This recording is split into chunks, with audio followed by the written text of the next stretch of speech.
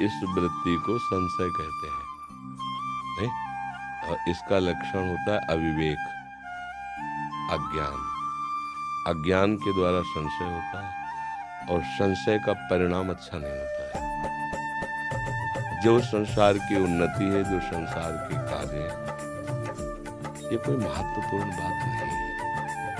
100 खरब रुपया कमा लिए, पूरा विश्व तुम्हें जान रहा है, लेकिन तुमने जिसको जानने के लिए तुम्हारा जन्म हुआ है उसको नहीं जाना। तो मरने के बाद तुम्हारे हाथ क्या लगेगा? भाई, एक शरीर की सीमा है इसके रहने की, 60 वर्ष, 70 वर्ष, 80 वर्ष, 100 वर्ष, 1000 2000 तो है नहीं। इसके बाद आपके पास रहेगा क्या? आपके विचार, आपके किए हुए सत असत कर्म, बस। जिस विचार से आपने सत असत कर्म किए, वही संस्कार आपको अगली योनि दे देगा। आपका आज का पढ़ा लिखा, आज का पद, आज का व्यवहार, आज का यश, आज की संपत्ति आपके किसी काम नहीं आएगी। विचार पूर्वक समझ रहे ना? तो हमको थोड़ा विचार करना चाहिए कि जीवन का लाभ क्या है। अभी मतलब उस लाभ की तरफ हम देख नहीं पाए। जीवन का लाभ क्या है? सत्य क्या है? विश्राम कहाँ है? शांति किसे कहते हैं? सुख का स्वरूप क्या है? जब ये प्रश्न आपके अंदर खड़े होने लगे तब तो मार्ग खुले। अभी तो इन प्रश्नों का प्रादुर्भाव ही नहीं हुआ है। जिसे मुमुक्षुता कहते हैं, वहां तक पहुंचने के लिए मुमुक्षुता अनिवार्य है। मैं जानना चाहता हूं ये सब है क्या? कब तक? एक सामने केवल मानी संख्या मृत्यु,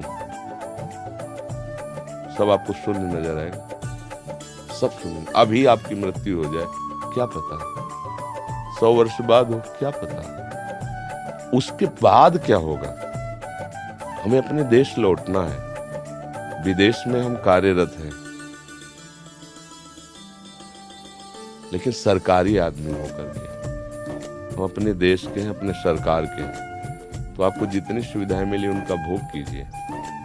परिणाम में आपको सरकारी सुविधाएं और मिलेंगी और सरकार आपको पदोन्नति देगी। ऐसा होता है ना, जब आप सरकारी आदमी बन के जाओगे, आप अपने पर्सनल से जाओगे तो हानि लाभ आपको भोगना पड़ेगा।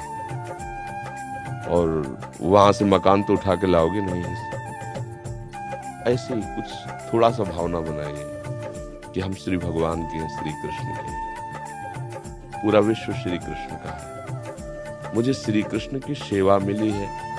अलग अलग सेवाओं के स्वरूप है। कोई व्यापार करता है, कोई नौकर, लेकिन वो है ना भगवान की सृष्टि में। अगर उस सेवा को भगवान का मान लो, हर समय नाम जप करते हो और ये विचार करो कि यहाँ की उन्नति का कोई महत्व नहीं। भले किसी पद पर पहुंच जाओ, आपको गर्व नहीं होगा, बढ़िया जीवन चलेगा। यहाँ की संपत्ति का कोई महत्व नहीं है। संपत्ति सांसारिक भोग सामग्री देती है। भोग सामग्री इंद्रियों से भोगा जाता है। इंद्रियों से भोगा हुआ हर विषय मिथ्या है, स्वाप्निक है, उसका कोई महत्व नहीं। क्योंकि ज्ञान नहीं, इसलिए वो बात समझ में नहीं आती।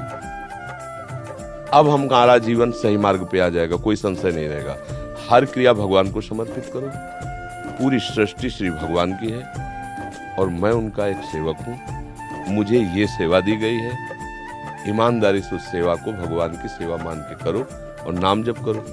कुछ समय बाद आप, अगर जो हम कह रहे हैं इसे धारण करना, कुछ समय आप बाद देखना आपके अंदर संशय खत्म हो जाएगा।